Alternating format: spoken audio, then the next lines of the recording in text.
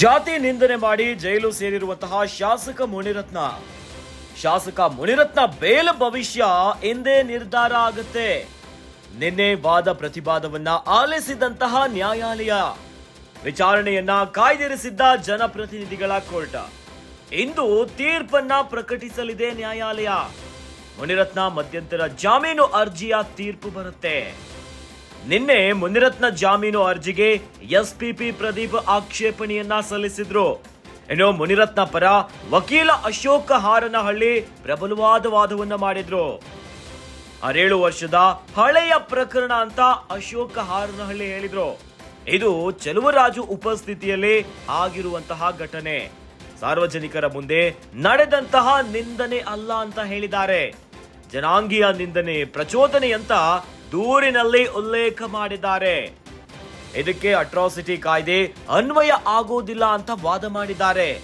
ನಿಂದನೆ ಮಾಡುವಾಗ ಒಬ್ಬರಿಗಿಂತ ಹೆಚ್ಚು ಜನ ಇರಬೇಕು, ಗುಂಪಿನಲ್ಲಿ ಜಾತಿ ನಿಂದನೆಯನ್ನ ಮಾಡಿರ್ಬೇಕಾಗತ್ತೆ. ಇಲ್ಲಿ ಚೆಲುವರಾಜುನೇ ನಿಜವಾದ ಆರೋಪಿ ಅಂತ ಅಶೋಕ ಹಾರನಹಳ್ಳಿ ಹೇಳ್ತಿದ್ದಾರೆ. ಅಶೋಕ ಹಾರನಹಳ್ಳಿ ವಾದಕ್ಕೆ ಎಸ್ಪಿಪಿ ಪ್ರದೀಪ್ ಕೌಂಟರ್ ಅನ್ನ ಕೊಟ್ಟಿದ್ದಾರೆ. ಆರ್ಆರ್ ನಗರದ ಶಾಸಕ ಮುನಿರತ್ನ ಬೇಲು ಭವಿಷ್ಯ ಎಂದೇ ನಿರ್ಧಾರ ಆಗುತ್ತೆ. ಜಾತಿ ನಿಂದನೆಯ ಪ್ರಕರಣದಲ್ಲಿ ಜೈಲು ಪಾಲಾಗಿರುವಂತಹ ಶಾಸಕ ಮುನಿರತ್ನ ಅವರ ಬೇಲ್ ಅರ್ಜಿಯ ವಿಚಾರಣೆ ಇವತ್ತು ನಡೆಯುತ್ತೆ. ನಿನ್ನೆ ವಾದ ಪ್ರತಿವಾದವನ್ನ ಆಲಿಸಿತು ಕೋರ್ಟ್. ವಿಚಾರಣೆಯನ್ನ ಕಾಯ್ದಿರಿಸಿದೆ ಜನಪ್ರತಿನಿಧಿಗಳ ಕೋರ್ಟ್. ಇವತ್ತು ತೀರ್ಪನ್ನ ಪ್ರಕಟಿಸಲಿದೆ. ಮುನಿರತ್ನ ಮಧ್ಯಂತರ ಜಾಮೀನು ಅರ್ಜಿಯ ತೀರ್ಪು ಬರುತ್ತೆ.